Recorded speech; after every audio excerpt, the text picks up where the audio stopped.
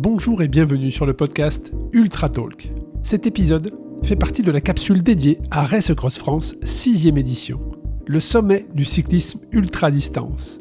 Dans cette capsule, nous mettons en avant des femmes et des hommes qui ont eu l'audace de s'aligner au départ de cette incroyable aventure cycliste, que ce soit 300, 500 000 ou 2500 km. La grande distance s'élance du Touquet pour 2500 km à travers les paysages de France. Depuis Megève pour le 1000 km ou encore depuis Saint-Jean-en-Royan dans le Vercors pour le 500 km. Et tous les participants du 300 km feront une formidable boucle au départ et à l'arrivée de Mandelieu-la-Napoule, une destination exceptionnelle que tous les participants de toutes les distances vont tenter de relier. Nous souhaitons également exprimer nos sincères remerciements à nos partenaires qui nous ont soutenus sur cet événement. Un grand merci à Van Rissel, notre presenting partner, mais aussi à Assos, Komoot, The Beam, Gollum, Bollé et Olifat pour leur précieux soutien. Nous vous invitons à écouter les témoignages inspirants de ces femmes, de ces hommes et à découvrir les défis, les émotions et les victoires personnelles qu'ils ont vécues lors de leur préparation sur Race Cross France 2023. Restez à l'écoute pour les nouvelles capsules passionnantes qui sortent donc chaque jour et continuez à suivre l'aventure Race Cross France sur racecrossfrance.cc où vous pouvez suivre et même commenter l'évolution des participants en live. Bonne écoute et à très bientôt. Aujourd'hui, nous mettons en lumière Avril Laheurte. Avril fait partie d'un groupe de 7 femmes courageuses qui se lancent le défi de terminer cette aventure extraordinaire sur un parcours de 2500 km à travers la France, du Touquet dans le nord à Mandelieu-la-Napoule dans le sud. Elle va se mesurer à 150 hommes, mais surtout à 40 000 mètres de dénivelé positif. Cette course est un véritable défi pour l'endurance et la détermination. Avril porte le dossard USS 322. Mais ce n'est pas sa première expérience, puisque l'année passée, elle a été la première femme sur la distance 1000 km qui reliait Megève à Mandelieu. Dans ce podcast, nous vous invitons à plonger dans l'univers de Avril Laheurte, à découvrir sa passion, ses motivations, les défis auxquels elle est confrontée. Nous explorerons ses moments de doute, ses triomphes et les rencontres inspirantes qui jalonnent son parcours. Préparez-vous à être captivé par l'histoire de Avril Laheurte, une athlète déterminée à repousser ses limites et à tracer son chemin à travers les formidables paysages français. Je vous rappelle que vous pouvez suivre l'évolution des participants sur le site racecrossfrance.cc, dont Avril Laheurte qui porte le dossard USS 322. Je ne vous fais pas plus attendre et laisse place à mon invité du jour, Avril Laheurte. Bonjour Avril. Bonjour Arnaud. Ravi de pouvoir te recevoir sur le podcast. Un grand merci de t'être rendu disponible pour nous partager ton projet, ton aventure, d'où tu viens et pourquoi tu te lances dans ce grand défi, dans cette grande traversée, puisque aujourd'hui, on est dans le cadre du podcast Ultra Talk en partenariat avec Race Cross France. Et donc, tu t'es donc élancé pour le 2500 km à travers la France. Vous êtes 7 femmes à être au départ du 2500 km sur les 110 femmes qui sont présentes sur cette édition, cette 6e édition de Race Cross France. Donc, beaucoup d'audace, beaucoup de courage. Tu vas nous expliquer tout ça. Mais avant tout, est-ce que tu pourrais, Avril, s'il te plaît, te présenter pour les auditeurs ? Moi, je m'appelle Avril, j'ai 30 ans et puis dans la vie, je suis conseillère en banque. Enfin voilà, j'ai commencé le vélo assez tardivement parce que je viens de la course à pied, moi, à la base. Et puis, je me suis lancée dans le voyage à vélo et puis dans l'ultra il y a seulement 3 ans. Donc, c'est assez récent. Mais ça a été une découverte et puis une évidence, on va dire. Donc seulement 3 ans, mais ça veut dire que si on remonte un petit peu en arrière, l'année passée, ça faisait seulement 2 ans, et l'année passée, tu étais au départ du 1000 km. Moi, je me souviens très bien de ton départ à Megève, et je me souviens aussi de ton arrivée, on va en parler. Mais donc, petite, Avril, c'était donc une sportive, tu faisais de la course à pied, de l'athlétisme, quel sport pratiquais-tu petite, ou ne serait-ce que les quelques années avant de venir au vélo, et comment tu arrives au vélo ? En fait, j'ai commencé le sport par le cheval. J'ai commencé le cheval à 2 ans. J'en fais toujours et j'ai toujours mes 2 chevaux. Mais voilà, pendant très longtemps, j'étais plus vraiment que l'équitation. Je suis venue à la course à pied sur le tard au lycée. Avant ça, voilà, je faisais pas d'autres sports particulièrement. Et puis de la course à pied. Ensuite, j'ai eu des gros problèmes alimentaires, donc j'avais arrêté tout le sport pendant presque 4 ans, je pense. Et puis quand j'ai repris naturellement par le dernier sport que j'avais pratiqué, donc la course à pied. Je me suis blessée, donc j'ai commencé le vélo. Et puis de fil en aiguille, voilà, je suis finalement arrivée sur vraiment le cyclisme. Après ça, j'ai été pendant 6 ans avec un cycliste professionnel. Donc, en fait, c'était un peu notre vie quotidienne, le vélo. Et voilà, j'y suis arrivée, en fait, par une multitude de petites expériences dans d'autres sports, on va dire. Et puis l'ultra, ça a été vraiment plus sur le tard, mais j'ai toujours eu cette affinité sur les longues sorties en vélo plutôt que sur des choses plus courtes. J'ai fait 1 an en division nationale avec l'équipe de Morteau et clairement, c'était pas mon truc. Ça allait trop vite, c'était pas mes fibres, ça. Et donc, c'est le fait d'être blessé en course à pied qui t'a amené à pratiquer le cyclisme, c'est ça? Parce que c'était un sport peut-être Ouais, avec moins de choc. moins traumatisant. Je m'entraînais beaucoup en course à pied et puis bah, j'ai fini par avoir des blessures qui ne passaient pas en courant. Donc, mon kiné de l'époque, qui est toujours mon kiné d'ailleurs, m'avait conseillé de faire un petit peu de vélo pour compenser le manque d'entraînement à pied sur les sorties. Donc à l'époque, je faisais plutôt du 10 km, du cross ou sur la piste du 3000. Donc il fallait quand même un petit peu de volume de foncier. Et du coup, de faire tout le foncier plutôt à vélo. Et finalement, j'y ai pris goût assez rapidement. Ça m'a vraiment plu ce côté, cette impression de pouvoir faire des kilomètres assez rapidement, pouvoir aller loin en fait, sans ajouter une charge trop importante au niveau musculaire et ligamentaire, puisque c'était ça le problème. Donc j'y ai vite pris goût et puis j'ai eu envie d'en faire toujours plus, quoi.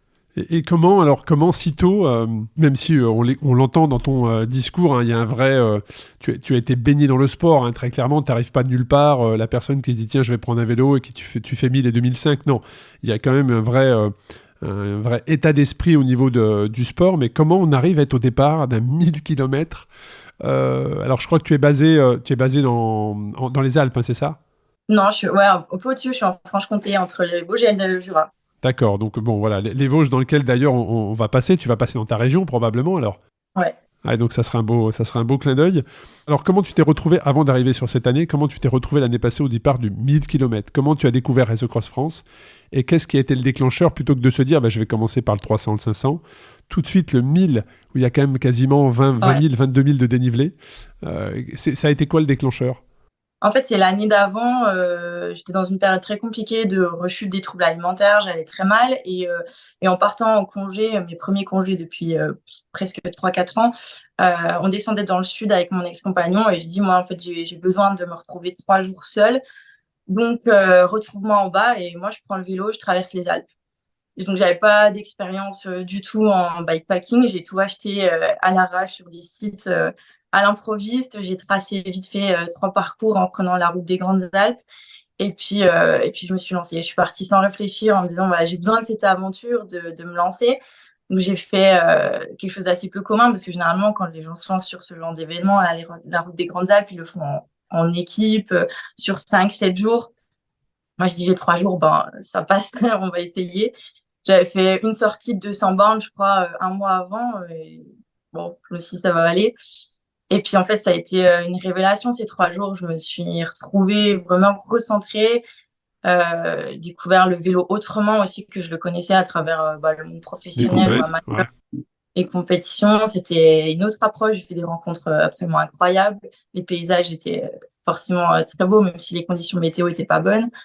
Enfin voilà, ça a été une révélation. Et puis la Race Cross France, je la connaissais de par Damien Vuillet, qui est un local aussi qui habite tout près de chez moi, que je connais depuis quelques années aussi dans le monde du vélo.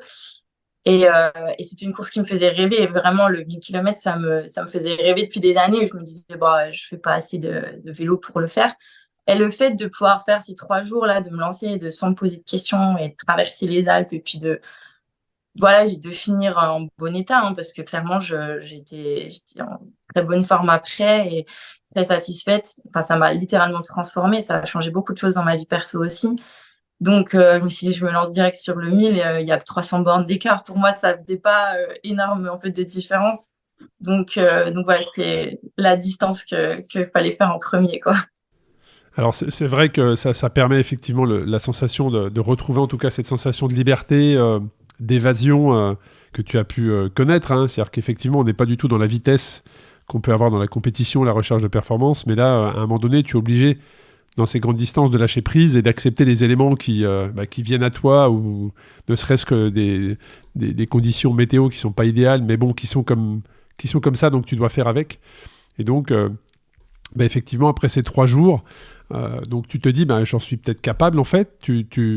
Et donc on te retrouve au départ. Alors il faut aussi préciser que tu fais partie d'un team, je crois, c'est ça, parce que moi je me souviens très très bien de ton départ avec ton équipement. Voilà, on voyait que c'était quand même organisé, structuré. Tu peux nous en toucher 2 mots si tu le souhaites, hein. Ouais, bien sûr. Je fais partie du team Club Shimano, qui est dirigé par Paul Foulonneau, qui est un team. En fait, on est des cyclosportifs, hein, clairement, on est des amateurs, mais on a bénéficié d'une structure qui est vraiment, vraiment top. On a du matériel de qualité, on a un vélo à dispo, il y a ProBike qui m'a envoyé toutes les sacoches quand ils ont su que je faisais la RAF. Enfin, voilà. On est très bien suivi en termes de matériel. On est aussi sponsorisé par Oversteam. Donc, voilà, on est vraiment mis dans des conditions absolument incroyables pour des amateurs. Et ouais, ils étaient au départ, en plus, Paul était au départ du 1000 à Megève. Et ouais, c'était chouette de partager ce moment-là avec lui, parce qu'il y a un vrai investissement derrière et des marques qui nous font confiance et voilà, qui investissent sur nous aussi, même si on n'est que des amateurs et qu'on fait ça pour notre plaisir. Mais voilà, c'est un team qui est assez structuré quand même et qui nous permet d'être au départ de ce genre d'épreuve en toute sérénité. Donc voilà, c'est une C'est super important, équipe. c'est important, tu fais bien de le préciser. C'est pour ça qu'il faut oser, alors s'élancer, mais aussi parler de ces structures et des personnes qui sont derrière et qui te permettent de t'élancer, comme tu l'as dit, en toute sérénité. Mais toi, Avril, sur cette rampe de départ, quand je te fais le décompte, 4, 3, 2, 1, dans ta tête, c'est comment en fait, quand on se lance comme ça sur 1000 bornes, seul, en plus les conditions météo l'année passée étaient compliquées. Ouais. Tu étais comment sous le casque, c'était comment? Rien d'y penser, j'ai encore les frissons. Franchement, c'était une sorte de consécration. En fait, j'ai eu, après ce voyage de 3 jours dans les Alpes, j'ai eu une année très, très compliquée sur tous les plans. Et en fait, arriver au départ de cette course, préparée et dans de bonnes conditions mentales, c'était déjà, en fait, Une victoire. presque aussi fort que d'arriver au bout. Enfin, voilà. Donc, j'étais très, très émue sur le départ. C'était vraiment un moment très fort en émotion. Après, j'exprime pas beaucoup, mais clairement, c'était très, très, très fort émotionnellement parlant. Et ouais, une sorte d'aboutissement, en fait, et de se dire, voilà, maintenant, j'y suis et je vais y arriver. En fait, il n'y a plus de doute, peu importe comment, mais je vais y arriver, en fait. Et c'était très émotionnel. Enfin, émotionnellement, c'était très fort. Et c'est vrai qu'on voit certains participants qui, ne serait-ce que sur ce podium de cette rampe de lancement, ont déjà les larmes aux yeux, effectivement, parce qu'il y a tellement d'émotions et de repenser à toute cette préparation et se lancer dans l'inconnu. Alors même si on est en France, on n'est pas non plus dans des zones très reculées, ça reste quand même un effort intense, des distances qui sont longues, des émotions qui vont surgir alors que tu t'y attends pas parfois en pédalant. Beaucoup d'ultracyclistes, hein, pleurent sur leur vélo pendant l'effort parce que tu es submergé par des émotions, parce que tu es fatigué, parce que le décor et le paysage dans lequel tu te trouves est magnifique, parce que tu viens de croiser ou de recevoir un message d'un ami qui t'est proche et ça te génère tout un tas de choses. Donc ça, c'est sûr que le cyclisme ultra-distance, dès le départ, ça provoque beaucoup, beaucoup d'émotions. Et puis, parle-nous de tes 1000 bornes, parle-nous de cette arrivée. Moi, je me souviens de ton arrivée. Alors, je connaissais le syndrome dont tu as été victime pendant l'épreuve. Tu vas nous en parler parce que c'est vrai que notamment sur Race Across America, voilà, c'est un des risques. C'est une des blessures dont tu peux souffrir. Et moi, quand j'avais participé, j'avais anticipé où j'avais acheté une Minerve en fait avec une mentonnière pour te tenir. Donc toi, tu as trouvé une autre solution. Mais parle-nous de ce 1000 km, parle-nous de ce qui t'est arrivé. En fait, tout s'est très, très bien passé sur la première partie, on va dire la première nuit et la deuxième journée, enfin les 2 premières journées, quoi. Toute la traversée des Alpes, en fait, je la connaissais tellement par cœur, cette partie-là, que voilà, tout s'est bien déroulé, à part dans le Galibier où j'ai été très malade, mais bah, ça m'a pas empêché d'avancer. Donc, voilà, j'avais tellement un plan fixe sur les Alpes que je connaissais bien que on va dire que la partition s'est bien déroulée. Je dormis 1 heure sur le bord de la route en descendant après la descente du Galibier en bas là au chaud. Enfin, tout se déroulait vraiment comme je voulais malgré les conditions parce qu'il pleuvait. Il a plu une bonne partie de la Beaucoup, nuit. ouais. J'étais très confiante. Enfin, ça se passait bien musculairement, tout allait bien, etc. Et puis dans la deuxième journée, ça a commencé à se corser un petit peu parce qu'après la nuit et le froid qu'on a eu, ben, il a commencé à faire très chaud. Déjà dans le Glandon et puis après dans le Grand Cucheron, il faisait vraiment très très chaud. Je pense que j'ai perdu pas mal de points de vie à ce moment-là parce que je voulais pas trop m'arrêter et je me suis hydratée, mais peut-être pas assez. Et puis dans la nuit suivante, en fait, après Grenoble, on a pris un gros orage à nouveau. Et là, je pense que je me suis rhabillée trop tard, en fait, et de me remettre dans une doudoune, de me remettre au chaud, en fait, mon corps s'est senti comme dans son duvet, quoi. Et même si je continuais à rouler, j'ai fini par m'endormir en roulant. Je suis tombée. Ça a duré, j'ai eu un Ouais, ça épuisement de dure un quelques centième de secondes. seconde, hein, bien sûr. Mais à ce moment-là, Perte j'étais d'équilibre. il y avait une route avec un tout petit rebord sur le côté. Et en fait, bah, la roue est partie là et je suis tombée, quoi. Bon, bah, c'était pas de chance, c'était à cet endroit-là, c'est comme ça. Je me suis fait mal sur le côté gauche, mais j'ai pas relevé. En fait, j'avais qu'une envie, c'était arriver à Saint-Jean-de-Royan, la base de Pour Vigny, dormir. manger, dormir, prendre une douche. Enfin voilà, j'étais omnibulée par ça. Donc je suis repartie. Heureusement, à ce moment-là, j'étais pas toute seule. Il y avait on s'était retrouvés après l'orage avec un autre concurrent. Et puis, ouais, c'était bien qu'à ce moment-là, je ne sois pas finalement toute seule. Ouais, pour des raisons de sécurité. C'est vrai que tu fais bien de le préciser, mais pour des raisons de sécurité, Ouais. on a déjà toléré par le passé le fait de pouvoir rouler sur une distance plus longue que 30 minutes qui est notée dans le règlement, pour des raisons de sécurité. Je raconte cette anecdote et après je te laisse reprendre Avril, mais c'est arrivé à Paris l'année passée, où en fait il y avait un coureur qui était solo et qui a été rattrapé par une équipe de 4. Eh bien, pour des raisons de sécurité, en fait, ce coureur en solo, il a été mis au milieu de cette équipe de 4 parce qu'il souffrait vraiment d'endormissement très très fort et on était à quelques kilomètres seulement. Mais on a accepté le fait que l'équipe encadre ce coureur et l'amène en toute sécurité. Donc tu fais bien de le préciser, mais dans des conditions où on a quand même la clairvoyance d'accepter ce genre de choses pour des raisons de sécurité, effectivement. Tout à fait, tu fais bien de le préciser. Ouais, c'était bien qu'il soit là parce que bah, déjà, juste après la chute, qu'il y ait quelqu'un avec moi, en fait, pas être seul au milieu de la nuit, nulle part, et être accompagné. Et puis après, bah, on a pu échanger, en fait, continuer à parler, même si je pense que ça n'avait aucun sens, notre discussion. Mais au moins, il y avait un échange, ça tient éveillé quand même. Je suis incapable de savoir de quoi on a parlé il y avait encore 40 kilomètres à peu près. Enfin, c'est ce qu'il m'avait dit, mais je pense qu'il y avait plus un peu. Mais pour me rassurer, il me disait non, non, mais il reste 20 bornes, il reste 20 Faut bornes. J'ai bien. l'impression que ça a duré des heures où il me disait il reste 20 kilomètres. Mais voilà, ça m'a permis d'arriver quand même en état de forme correct à la base de vie, de pouvoir prendre une douche, manger, dormir un petit peu. Et puis, en fait, c'est en repartant le lendemain matin que j'ai dû bricoler mon vélo au niveau de la position parce que je pouvais plus avancer le bras suffisamment pour tenir le guidon. Enfin, je me suis dit, bon, la chute a laissé des traces quand même. Mais j'avais qu'une idée en tête, c'était le Ventoux. Maintenant, c'était mon objectif, c'était de passer le Ventoux avant la nuit. Et donc voilà, je savais qu'il y avait une grosse journée qui nous attendait. J'étais extrêmement soutenue sur les réseaux sociaux et ça a énormément joué parce que bah, toute la journée, j'ai reçu beaucoup de messages. Je pense que ça m'a gargarisé un petit peu et ça m'a donné du courage. Ouais, et puis avec la fatigue et tout, on est hyper sensible à ce genre de soutien, très clairement. Énormément. Je pense que j'ai jamais autant pleuré que cette journée-là sur mon vélo. Et je sentais des douleurs arriver au niveau de la nuque, mais je me disais, c'est la chute, c'est pas grave, c'est la fatigue. Et puis la nuit d'après, en fait, on s'est repris un orage malgré une petite sieste à Vénasque. Je suis repartie, on a repris l'orage, il a refait très froid. Enfin, il faisait 12 degrés en soi, il fait pas froid, mais après quelques heures de roulage comme ça, avec la fatigue qui s'accumule, 12 degrés, alors que la journée, on a eu 35, bah, en fait, on a l'impression qu'il fait 5. C'est Tu sais, on sensation. voit beaucoup de participants, ouais. Mais tu sais, c'est intéressant ce que tu dis parce qu'on voit beaucoup de participants qui arrivent, mais couverts des fois avec 3 ou 4 couches, alors qu'il fait 25 degrés. Ouais, je Mais pense. tu t'es complètement déréglé par rapport à la température. Soit ils ne veulent pas s'arrêter parce qu'ils sortent de la nuit et ils sont très habillés, ils ne veulent pas s'arrêter pour enlever une veste. Et ils arrivent parfois, mais il fait 25 degrés et ils sont habillés comme s'il faisait 5 degrés, effectivement. Ouais, c'est ça. Bah, après cette nuit assez compliquée là, de froid, de pluie, je pense que jusqu'à 9-10 heures du matin, j'ai roulé habillée j'avais entouré la couverture de survie autour de moi tellement j'avais froid, alors qu'il faisait vraiment, objectivement, il faisait pas froid, quoi.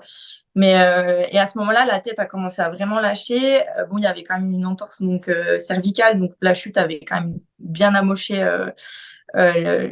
voilà, la tête entre guillemets et puis bah plus je pense une partie de ce syndrome, je sais pas trop ce qui a été le déclencheur, si c'est la chute qui a déclenché que le syndrome se présente ou si c'est l'inverse. Enfin, je sais pas trop. En tout cas, la tête s'est mise à lâcher complètement.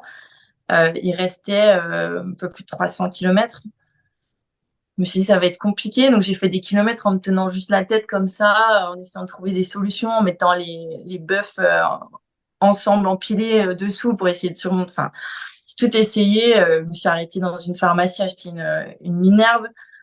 Enfin, voilà, c'est un peu toutes les solutions possibles, mais les Minerves de pharmacie sont pas assez robustes, Non, de toute ouais, façon, c'est ouais. trop mou. Donc, ça soulageait, mais ça n'empêchait pas la tête de basculer. Enfin, voilà, c'était franchement des heures très, très compliquées. Je voulais pas lâcher, donc je continuais d'avancer doucement, mais je voyais que voilà, je perdais du temps. Je m'étais obligée de m'arrêter pour m'allonger, poser la tête, en fait, arrêter de tirer sur la nuque. Et ça a été comme ça jusqu'au gorge du Verdon, où là, j'ai dit, je peux plus, je dois m'arrêter. Donc, je me suis arrêtée dans un bas-côté, j'ai dormi 20 minutes, qui ont été les 20 minutes où j'ai l'impression d'avoir fait une nuit de 8 heures, tellement j'avais besoin de me reposer. Je suis repartie, je me suis même arrêtée voir les pompiers à Castellane, d'ailleurs, qui me suivent sur les réseaux depuis et qui ont été extraordinaires, qui ont essayé de m'aider, qui m'ont proposé une coque. Enfin, ils ont été franchement incroyables, mais il n'y a rien qui marchait, qui tenait vraiment la tête. Et puis, bah, ils ont été gentils de me laisser repartir aussi, parce que j'étais quand même Oui, un peu amochée. Et puis c'est juste après, dans la montée, dans le col d'après, où en fait, j'ai lâché prise, justement. C'est ça que je dis tout le temps quand je raconte cette histoire, c'est qu'à un moment donné, jusque-là, j'étais dans la lutte, juste pour arriver au bout. Je luttais pour trouver des solutions, pour continuer malgré la douleur, pour essayer de masquer, penser à autre chose. Et puis là, en fait, j'ai lâché prise. C'est-à-dire que j'ai posé le vélo dans le talus, j'ai pleuré, je me suis dit, j'en ai marre, j'abandonne, je suis au bout. Et en fait, c'est à ce moment-là que j'ouvre les sacoches en disant, bon, je sais même pas ce que je cherchais, un truc à manger, peut-être, je sais pas. Et je vois la chambre à air et je me dis, oh, mais c'est la solution. Et je sais pas pourquoi j'ai pensé à ça, hein, mais Alors, quel est le lien? Je pense aux gens qui nous écoutent et qui se disent maintenant, c'est quoi le lien en fait? Une chambre à air et un problème cervical. Alors, c'est ben, quoi le lien? le lien, c'est qu'en fait, je me suis dit, il faut que je trouve un système pour faire levier, en fait, pour maintenir la tête. Je me disais, il faudrait que j'ai un espèce de câble entre la selle et le casque. Et là, en fait, en voyant un chambre à air, je me dis, bah, en fait, je vais me faire un propre système pour me maintenir le casque droit et l'attacher derrière la selle, en fait. Donc, j'ai tenté le truc sur 100 mètres. Et là, ça marche. Et là, je sais pas comment décrire, mais j'avais plus mal nulle part, quoi. Une espèce d'euphorie totale. De me dire, Là, je vais y voilà, aller au il y a bout. quelques minutes, voilà, quelques minutes avant, tu étais en bas de la fameuse sinusoïde dont j'en parle souvent, hein, en bas de la sinusoïde, et quelques minutes plus tard, tu te retrouves propulsé en haut de la sinusoïde, qui est le pic d'euphorie, très clairement. Ah bah clairement, je me sentais capable de remonter 3 fois le galibier, quoi. J'étais vraiment. Et en plus, à ce moment-là, Steven me rattrape. Et lui, il était plutôt dans le bas à ce moment-là. Donc, en fait, on se retrouve à rouler ensemble. Et c'était, je pense, une des meilleures parties de cette rafle parce que moi, j'étais euphorique d'avoir trouvé cette solution. J'avais retrouvé le sourire. J'étais, enfin, en pleine, voilà, plein dans le haut. Et puis, bah, lui, il était un petit peu dans le mal. On a commencé à discuter. Il n'y avait aucune cohérence dans notre discussion, encore une fois, parce que Steven, il avait du mal à lutter contre le sommeil. Donc, il n'y avait pas de sens à notre discussion. Et puis, au fur et à mesure des kilomètres, on a commencé à parler un peu. Et Steven m'a dit un truc absolument dingue. Il m'a dit, c'est la première fois que tu laisses ta tête aller, en fait. Et je me suis dit, bah ouais, en fait, c'est tellement révélateur. Et c'est la première fois que je lâche prise totalement, je pense. Je suis quelqu'un qui est beaucoup dans le contrôle. Ouais, les troubles alimentaires, c'est beaucoup ça aussi. Et là, j'ai laissé complètement aller. J'ai lâché prise pour la première fois, je pense, de ma vie. Et Kindista, à ce moment-là, ça a été le coup final. On avait fini quasiment ensemble jusqu'à l'arrivée. On s'est perdu un peu dans Grasse à ce moment-là, voilà, mais jusque-là, on a roulé un petit peu, enfin roulé. On avançait difficilement, mais on avançait quand même. Et puis, ouais, ça a été un des moments les plus forts de cette course, enfin, en tout cas, les plus transformateurs pour la suite, quoi. Et puis, bah, On dit l'arrivée. souvent, alors c'est vrai que tu arrives avec cette chambre à air qui te maintient le casque pour tenir ta tête relevée parce que les muscles des cervicales de la nuque, effectivement, ne peuvent plus tenir la tête. Donc ça arrive très très souvent et c'est très difficile de lutter comme ça, hein, des kilomètres et des kilomètres. C'est difficile à imaginer. D'ailleurs, les gens qui écoutent, qui découvrent ça, c'est difficile à imaginer, mais c'est une des blessures de la longue distance. Et très peu ont trouvé des parades, on va dire.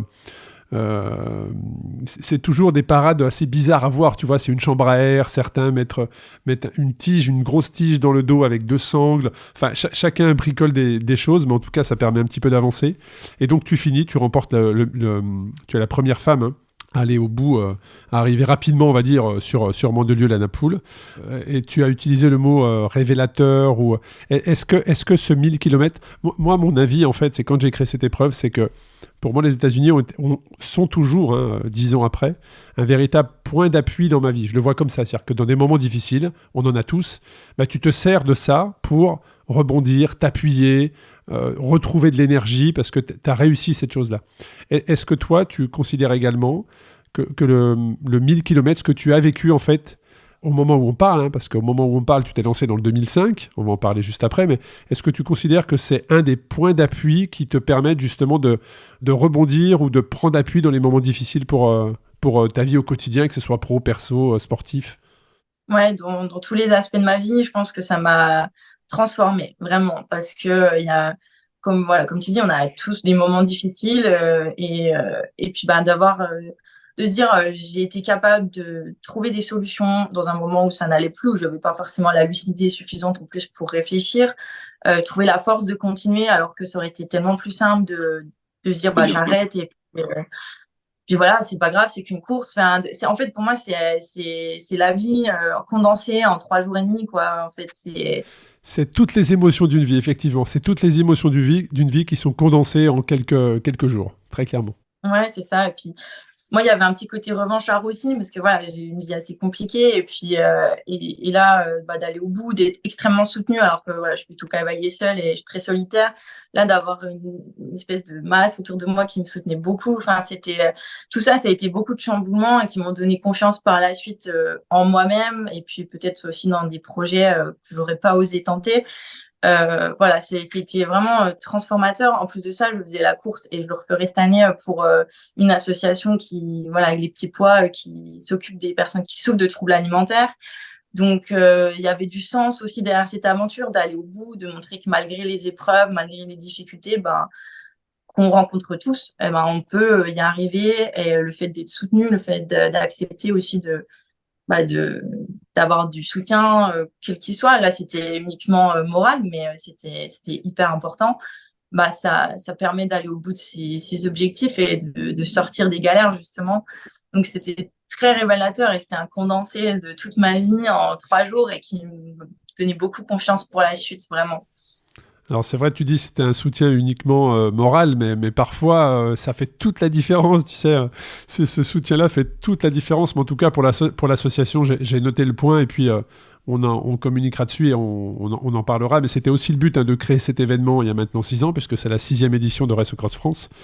C'était aussi de lever des fonds pour ce type d'association. Et puis grâce à Race Across France, tous les ans, il y a des milliers d'euros qui sont levés, puisque vous êtes plusieurs, hein, on encourage toutes et tous à vous inscrire dans le cadre d'association. C'était vraiment un des objectifs aussi au départ, donc un grand bravo à toi pour ça. Et puis derrière ce 1000 km, Avril, tu as mis combien de temps à revenir à la vie normale, on va dire? Enfin, tu vois ce que je veux dire? C'est-à-dire, parce qu'il Ouais. y a tout un tas d'émotions derrière, hein. Il y a tout un tas d'émotions, il y a la descente, il peut y avoir l'effet de manque, souvent, toutes ces sensations qu'on a vécues. Tu as mis combien de temps à reprendre tes esprits, on va dire ça comme ça? Déjà les blessures également. Ça s'est passé comment pour toi derrière? Le plus long, je pense que ça a été la tête, enfin voilà, la nuque, parce qu'il y avait, Les en plus de blessures? ça, il y avait quand même une blessure, voilà, qui était due à la chute. Donc ça a mis un peu de temps. Et puis Bah, moralement, en fait, je suis repartie travailler le mardi. Je suis arrivée le vendredi soir. Le mardi, j'étais au travail. J'étais en décalage complet parce que niveau sommeil, j'avais plus du tout les mêmes cycles de sommeil. Donc, en rendez-vous à 14h30, moi, j'avais l'impression qu'il était 2 heures du matin. Donc, j'avais du mal à comprendre ce que les clients me racontaient. Donc, ça, le décalage de sommeil, ça a duré peut-être 2-3 semaines, je pense. Et puis, la tête un peu plus, je dirais un bon mois. Par contre, moralement, le retour à la réalité, c'était un peu plus en dents de scie, je dirais. J'ai eu envie très vite de repartir, donc j'ai refait un 1000 km en août dans une autre démarche. Ouais, c'était Pascal Brie déjà qui faisait le parcours, donc c'était un parcours absolument magnifique. Vraiment très très chouette à la Bridou, quoi. Très dur, mais très sauvage, voilà, ce qui nous réserve aussi pour cette année. Et c'était, voilà, j'avais besoin de revivre une expérience différente parce que là, il n'y avait pas de notion trop de classement, comme ça, c'était plus vraiment de l'aventure. Et derrière, je suis partie 3 jours en bivouac randonnée seule avec mon chien en haute montagne. Et je pense que c'est que après que j'ai pu me reconnecter à la réalité. Donc, on était déjà fin août. Voilà, ça veut dire que ça laisse quand même une sacrée marge de temps. Mais c'est vrai que ça secoue, toutes ces émotions secouent énormément, surtout, comme tu l'as dit, ça faisait que 3 ans, que 2 ans, pardon, à ce moment-là, que tu t'étais lancé dans le vélo, la découverte de la longue distance, la prise de repères, tout le questionnement, mais est-ce que j'en suis capable ? Mais oui, j'en suis capable. Donc si je suis capable de ça, de quoi d'autre est-ce que je pourrais, dans quoi d'autre je pourrais me lancer, sachant que j'en ai envie, mais je ne pensais que j'en étais pas capable. Mais enfin, tu vois, il y a tout un cheminement qui donc est débloqué en fait. Hein. Ça permettrait presque, si tu avais un slogan marketing à faire, c'est que la Race Cross France permettrait effectivement de te débloquer humainement. Tu vois, tu unlock, tu te débloques toi-même. Donc en tout cas, ça c'est top. Et pourquoi le 2005 ? Pourquoi aller encore chercher plus loin avec beaucoup plus de dénivelé, une aventure qui là pour le coup est encore totalement différente ? C'était une évidence en fait de faire plus long. Déjà parce que 1000 km, le deuxième que j'ai fait est vraiment très très bien passé physiquement. La gestion, je pense que l'expérience du premier m'avait donné pas mal d'indices sur la gestion du sommeil, que j'avais mal géré le repère, voilà. Et du coup, le deuxième 1000 est passé vraiment très bien. Je me rappelle, je suis arrivée Paris un vendredi soir. Le dimanche matin, j'étais sur le vélo avec les copains à rouler à 32 de moyenne. C'était assez surréaliste même, parce que je me suis dit, j'ai fait 1000 km et puis c'est pas terrible, quoi. Et parce que je l'ai géré autrement aussi, avec une meilleure qualité de sommeil, une meilleure alimentation, moins, déjà pas de chute, donc forcément on récupère mieux aussi. Enfin, voilà. Et c'était une évidence le 2500. Et quand j'ai vu qu'en plus ça passait par l'Est, donc là on passe par clairement mes terrains de jeu, on passe par les Vosges. La partie des Vosges, je la connais par cœur. Je pense que je connais le moins de cailloux sur la route. Après, on passe à quelques kilomètres de chez mes grands-parents, vers en dessous de Mulhouse. On passe à 1 heure de chez moi, vers Pontarlier. Enfin, je sais pas, c'était... Beaucoup vont être surpris, hein. Beaucoup vont être surpris par cette partie, par ce secteur. Alors, dans tous ceux qui m'écrivent, parce que je reçois beaucoup de messages sur les réseaux me demandant, alors les Vosges, alors, moi, en gros, ils se disent que la course va commencer à Megève. Non. Moi, je pense que quand on arrivera à Megève, on sera soulagé. Parce que toute cette partie, donc les Vosges, c'est déjà une partie qui est très difficile. Là, je viens de faire un extrême Vosges avec 16 000 de dénivelé sur 700 bornes. Ça en dit long et c'est du dénivelé très, très raide. Il n'y a pas de long col comme dans les Alpes. 7%, ça n'existe pas trop dans les Vosges. Non, très clairement, on a rajouté, c'est comme si on rajoutait un massif. Très clairement, c'est comme si on rajoutait un massif. Hein. Ouais. Et cette partie-là, elle va laisser beaucoup plus de traces. Il va falloir l'appréhender avec beaucoup de stratégies, que ce soit sur le sommeil ou la nutrition, parce c'est un peu un no man's land aussi. Hein. Donc, pareil, ça se réfléchit. Il n'y a pas d'endroit, pas beaucoup d'endroits en tout cas pour se ravitailler. Faut être. Non, puis en plus, vous allez passer. Alors, au moment où on se parle, vous allez être sur la route, hein, mais les participants du 2005 vont passer dans la région que tu décris probablement samedi après-midi, dimanche, donc effectivement des commerces probablement fermés. Bon, le côté positif, c'est que le ravitaillement est au CCK chez Pascal justement, et que là, ça va être aux petits oignons pour les participants, mais il faudra effectivement stratégiquement bien penser à ça. Et quels sont et quels sont, Avril, quelle est ta stratégie aujourd'hui, toi ? Au moment où on se parle, tu es lancé, les gens t'écoutent, vont te suivre. D'ailleurs, je vais rappeler le dossard, hein, pour toutes les personnes qui veulent suivre l'épreuve. Donc, vous allez sur My Race Result. C'est Race Cross France, bien évidemment. Et Avril s'élance donc avec le dossard USS, donc comme Ultra Self Support. Et je précise que les dossards sur le 2500 km sont attribués à vie. Donc les personnes qui reviennent dans 5 ans auront toujours ce même dossard. C'est le USS 322, avec un départ à 18h01 et 30 secondes le jeudi 22 juin. Et donc, vous pouvez la suivre directement, voir où elle est située, voir comment elle se déplace, et n'hésitez pas à venir l'encourager sur le parcours. Donc, avec quelle stratégie tu abordes ce 2005 ? La stratégie, ça va être vraiment anticiper les Vosges et le Jura. Pour moi, c'est vraiment toute cette partie-là qui va être primordiale pour la suite et vraiment décisive pour la suite de l'aventure. Donc, moi, dans ma stratégie, c'est de faire une vraie nuit, voilà, en tout cas, dormir dans un endroit confortable juste avant les Vosges, donc aux alentours de Metz, pour passer les Vosges en one-shot, parce que je sais que ça passe pour l'avoir fait il y a 3 semaines, mais dans des bonnes conditions, quoi. C'est-à-dire reposer, parce que entre monter le petit ballon à 5 km/h ou monter à 10, ok, sur le papier, ça fait pas une grosse diff, mais sur le cumul de toutes les bosses, c'est quand même moins de temps, quoi. Ouais. Donc, et quand on est reposé, on peut le monter à 9-10, quand on est vraiment fatigué et que la dernière base de vie, elle est à Lille, et qu'on n'a pas vraiment dormi depuis, à part des micro-siestes, ça passe pas aussi bien. Voilà, la stratégie, c'est vraiment dormir juste avant les Vosges, de bien se ravitailler et dormir aussi au CCK chez Pascal, parce que en plus je sais que ça va être de la folie, leur accueil, ayant vécu son organisation l'année dernière, ça se loupe pas. Ah ouais. Je devrais être là-bas, hein. Logiquement je serai sur la base de vie de Pascal les 2-3 jours. Ouais. Donc ça va être un grand moment aussi, et puis ce serait plaisir de revoir toute cette organisation aussi, et après entamer toute la partie où je connais ces routes, c'est chez moi, c'est mes routes d'entraînement, avec le plus de sérénité possible. C'est une partie où on peut avancer. Ok, il y a du dénivelé, c'est trompeur, mais on peut bien rouler quand même. Et puis aborder les Alpes avec un peu de fraîcheur. Même si c'est pas le morceau qui me fait le plus peur, ça reste quand même les Alpes. Donc tout peut arriver. Il peut y avoir des conditions météo difficiles. Oui, comme l'année passée. L'année passée, on a été obligé de neutraliser l'épreuve pendant 4 heures, puisque je le rappelle, c'est intéressant ce partage, mais ce genre de décision, on l'a pas pris juste en consultant des applications.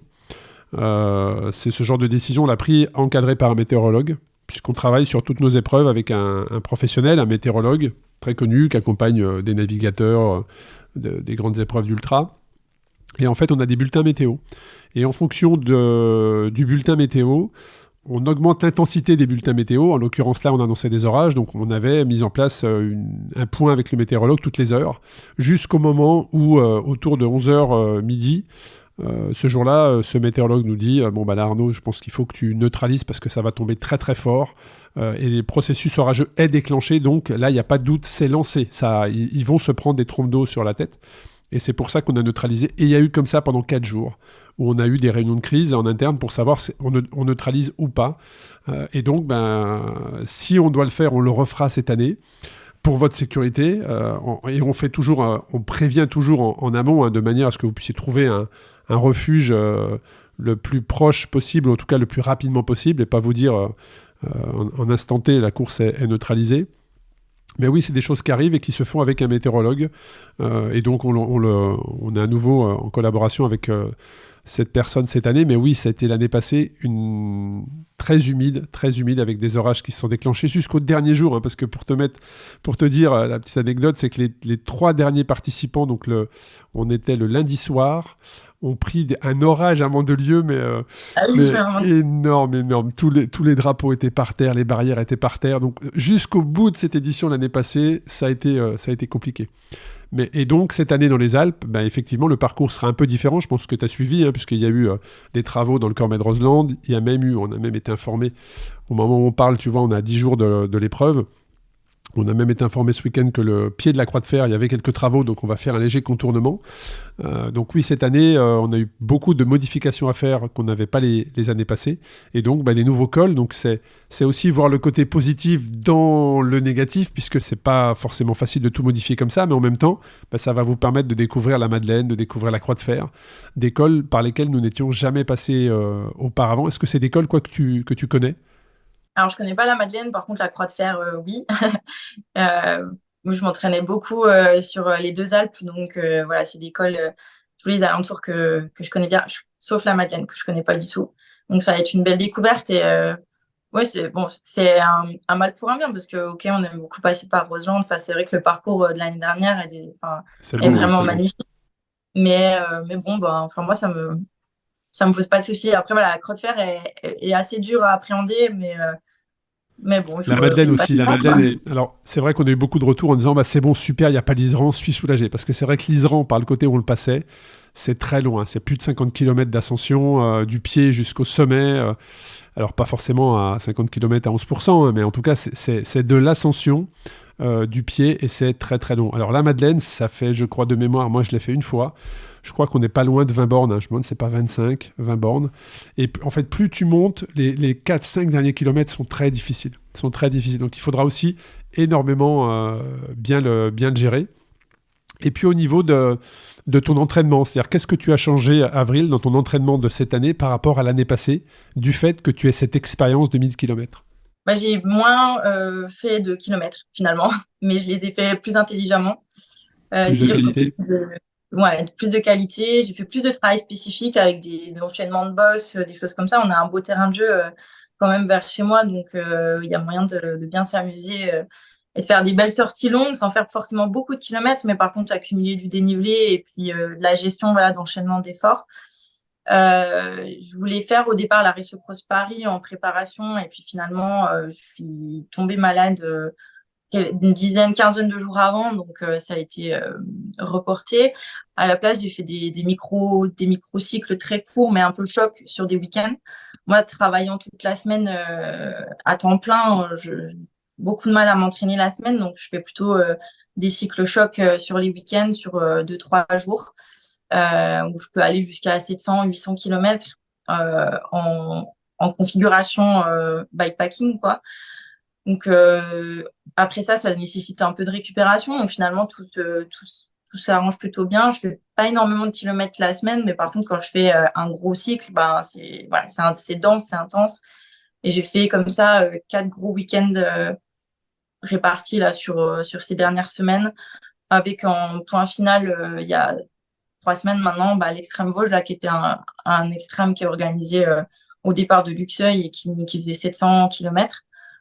Donc, pareil, vraiment là en configuration comme sur la RAF, c'est-à-dire le vélo chargé en autonomie et vraiment là, on était sur vraiment la fin de la préparation avec beaucoup de dénivelé du coup. Et puis, des passages similaires en plus entre l'extrême Vosges et la RAF. Donc, un petit rappel encore, un petit Des petits parcours. repères. Donc, non, c'était voilà, la préparation, elle est différente de l'année dernière où j'avais fait plus de kilomètres, mais qui était peut-être moins qualitatif. Et puis tu nous as parlé de troubles alimentaires, de nutrition, et tu sais à quel point l'alimentation est importante dans l'ultra-distance. Quelles sont les astuces ou quelle est l'alimentation qui fonctionne bien pour toi dans la longue distance, qui te mettent à l'abri, même si parfois c'est difficile d'être à l'abri, mais en tout cas qui t'évite ces troubles digestifs quelles sont tes astuces par rapport à ça?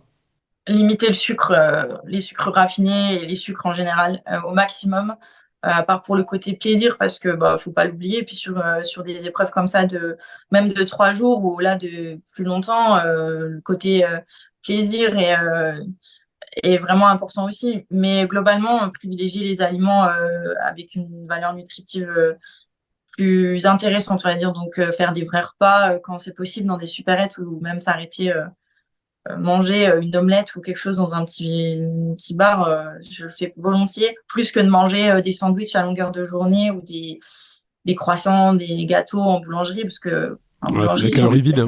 C'est de la calorie c'est des vide, ouais, calories. effectivement.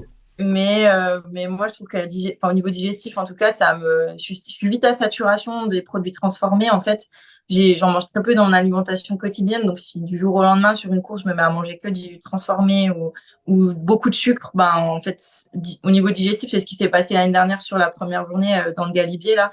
J'avais mangé tellement de sucre sur la journée, à manger des barres pour essayer, voilà, d'être en hypo. C'était une première erreur que j'avais fait. J'ai été malade, j'ai vomi, niveau digestif, ça n'allait plus du tout.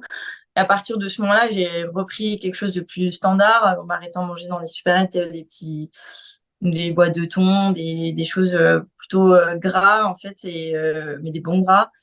Et puis plus intéressant au niveau nutritif, pour ce que le long a besoin, parce qu'en fait, on n'a pas besoin de sucre en permanence, on va pas chercher haut dans les intensités. Par contre, on a besoin d'avoir des bons gras, des lipides, et puis de temps en temps un bol de riz, ça fait pas de mal, mais c'est pas ma priorité, quoi. Bon, en tout cas, tout ce que tu nous dis, c'est très intéressant. On voit que tu as plutôt une approche très structurée, hein, ça s'entend. J'ai plutôt l'habitude d'échanger avec des cyclistes ultra-distance et des athlètes et des champions de différents horizons.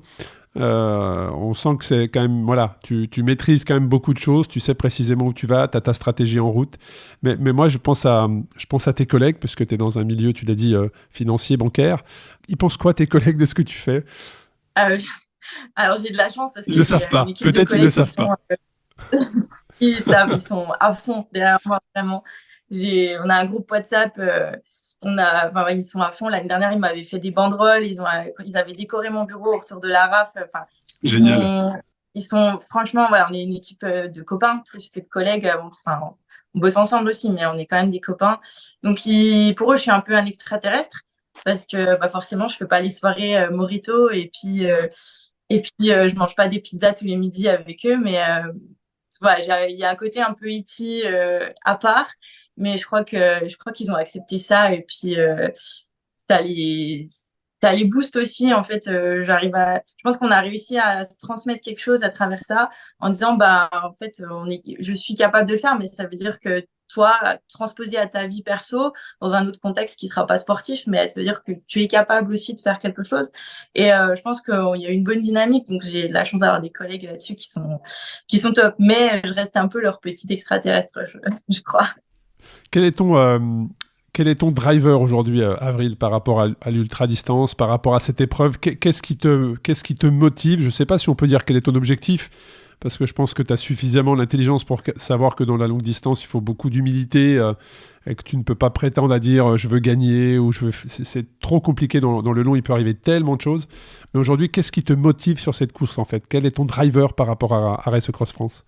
C'est de gérer les choses intelligemment, c'est-à-dire de mettre en application les choses que je me suis fixées sur la stratégie en fait, et en respectant mon corps. Je pense que ça va être le gros plus et le gros objectif en fait de cette course, c'est apprendre à respecter mon corps et à pas le pousser trop loin dans les limites, parce que sur l'année dernière, en fin de saison, j'ai fait une course dans les Vosges, ben, l'extrême Vosges, qui était à ce moment-là au mois d'octobre, et je suis allée très très loin jusqu'à l'hypothermie complète, plus être lucide, arrêter de récupérer dans un fossé. Enfin, je suis allée beaucoup trop loin, et là l'objectif c'est justement d'arriver safe à l'arrivée, en bonne santé, fatiguée, mais heureuse et satisfaite d'avoir mis en place quelque chose de structuré qui respecte, ok, un objectif sportif, même s'il n'y a pas d'objectif de temps ni de place, mais en tout cas, de se dire on arrive dans les temps impartis, et un objectif de santé, et d'arriver, voilà, on est en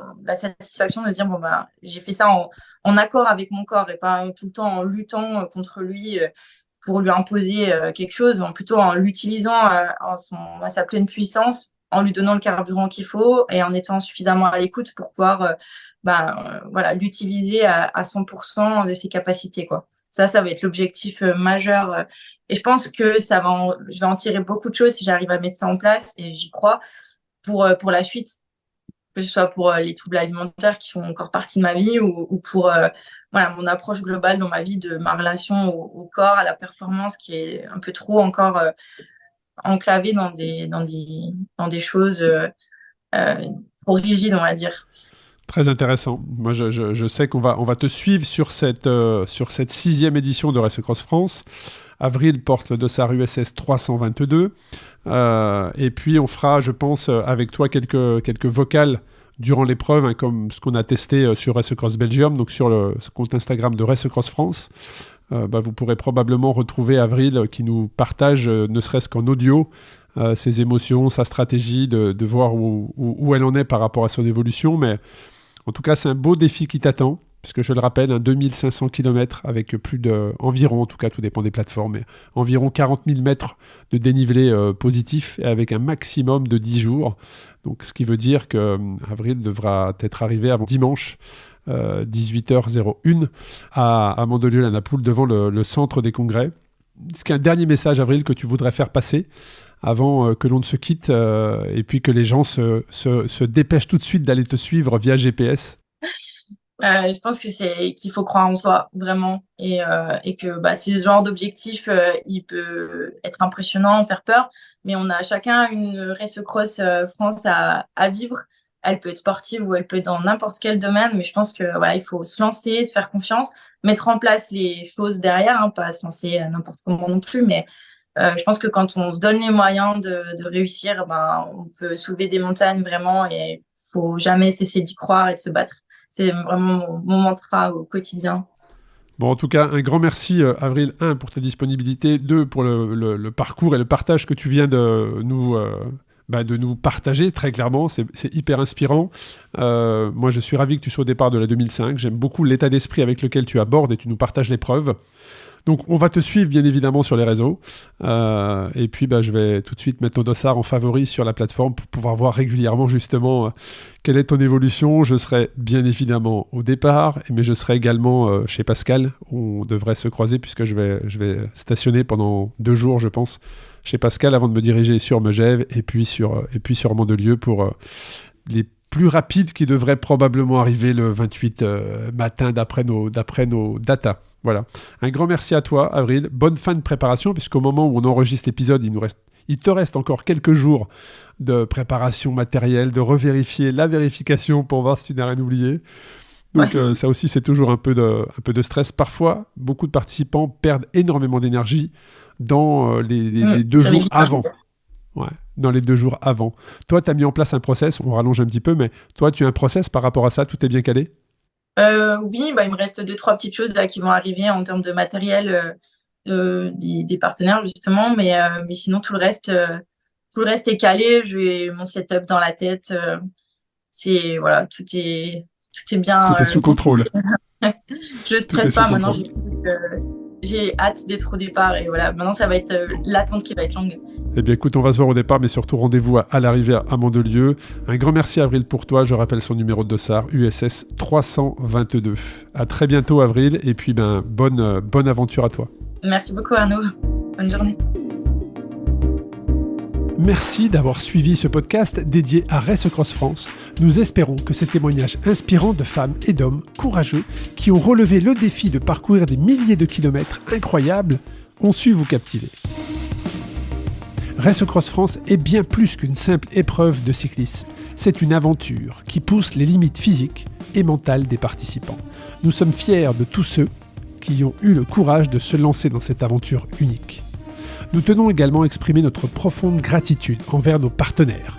Van Rissel, notre presenting partner, Assos, Komoot, The Beam, Bollé, Gollum et Olifat pour leur soutien inestimable, ainsi qu'aux villes qui nous ont considérablement aidés dans la mise en place de l'événement.